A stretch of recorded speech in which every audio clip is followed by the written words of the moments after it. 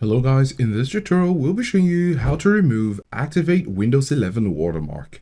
If you're finding that watermark right here on your PC, there are a few options to go by. You're going to click on the start, and then click on command prompt or CMD, right click on it, and then click on run as administrator. And right here you're going to write in this command. So you're going to have slmgr space -rearm. Click on enter. You can close your command prompt and restart your PC. The next step to follow is to click on Windows, search for Control Panel, look for Ease of Access Center. Always scan this section. And then you're going to look for Make Windows Easy to Use. Then go ahead and choose Make the computer easier to see.